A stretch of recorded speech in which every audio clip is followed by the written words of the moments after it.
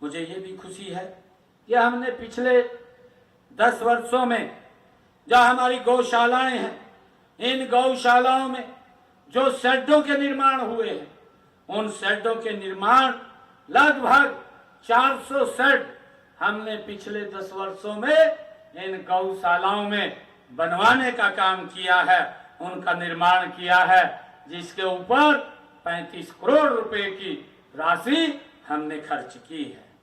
हमने ये भी निर्णय किया है अभी पिछले दिनों कि जो गोचरान की भूमि है वो सिर्फ गौशाला या गौ माता के लिए ही, उसके चारे के लिए उपयोग हो सकती है, उसकी व्यवस्था भी हमने खड़ी की है।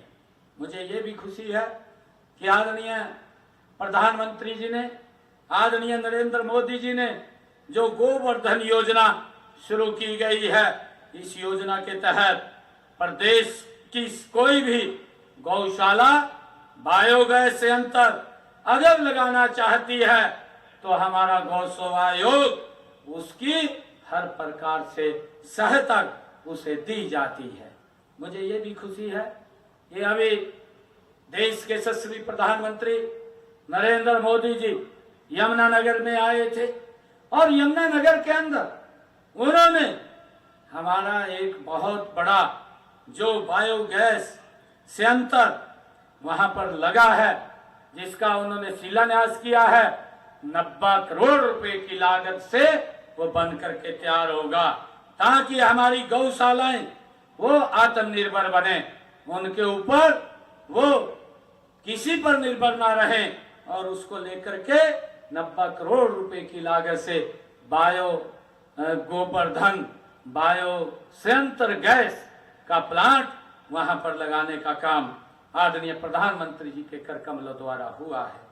मुझे भी खुशी है प्रदेश में 331 गौशालाओं में सौर ऊर्जा प्लांट भी हमने लगाने का काम किया। जब हमारी सरकार में हमारे सामने यह विषय आया कि गौशालाओं को जो बिजली का यूनिट का रेट है वो डोमेस्टिक जितना लगता है, परंतु आकर के हमने निर्णय किया कि गौशाला को ये डोमेस्टिक का रेट नहीं लगेगा। हमने उसका निर्धारित किया कि मात्र 2 रुपए यूनिट के हिसाब से गौशालाओं का बिल आएगा, और उसका बिल भी हमने व्यवस्था की है। हमने 90% की सब्सिडी दे करके हमने जो सौर ऊर्जा प्लांट गौशालाओं में लगाने का काम किया है, जिससे 331 गौशालाओं में ये सौर ऊर्जा प्लांट लगे हैं, जिनका बिजली का बिल 0 हो जाएगा, कोई पैसा नहीं लगेगा। भाइयों, ये काम भी हमने 90% अनुदान दे करके लगवाने का काम किया है। मुझे खुशी है कि आज जब मैं यहाँ आया हूँ और आज का दिन भी बड़ा पवित्र है, अक्षय तृतीया का यह पावन दिन हमें यह संदेश देता है कि हम अपने कर्मों से ऐसा पुण्य अर्जित करें जो कभी क्षीण न हो। गौ सेवा से बड़ा कोई धर्म नहीं है और परोपकार से बड़ा कोई कर्म नहीं है। मुझे खुशी है कि जब मैं परम पूज्य चित्रलेखा जी को वर्ष संकीर्तन टूर ट्रस्ट के सभी सेवाभावी स्वयं सेवकों को और यहाँ उपस्थित सभी श्रद्धालु जनों को मैं आज इस शुभ अवसर की बहुत बहुत बधाई देता हूँ, शुभकामनाएं देता हूँ, और ईश्वर से प्रार्थना करता हूँ कि गौ सेवा और मानव सेवा का यह कार्य निरंतर आगे बढ़ता रहे।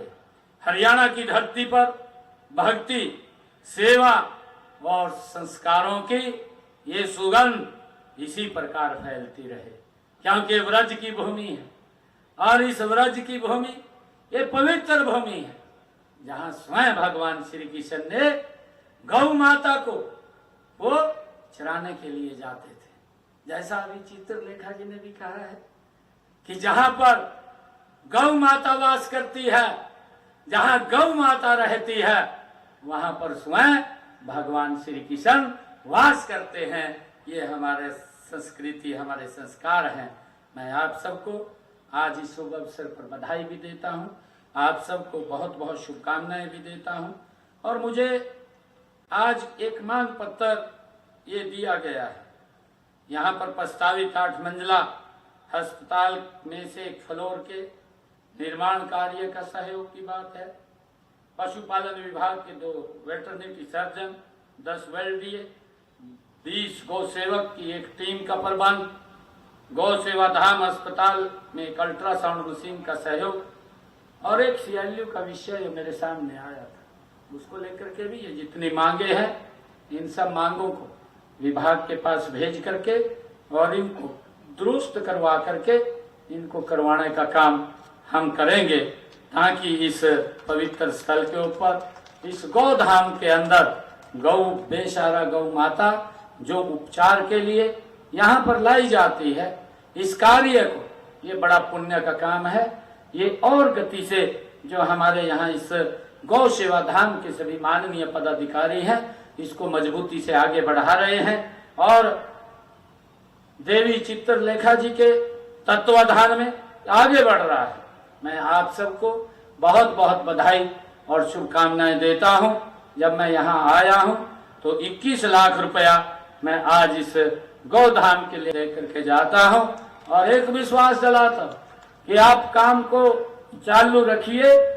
पैसे के कारण से कोई काम नहीं रुकेगा, हम इसको पूर्ण करने का काम निरंतर करते रहेंगे, क्योंकि हमने जो बजट में बड़ा प्रावधान किया है, चाहे वहां व्यवस्था की बात हो, चाहे चारे की बात हो, हमारी सरकार मजबूती से आपके साथ खड़ी है।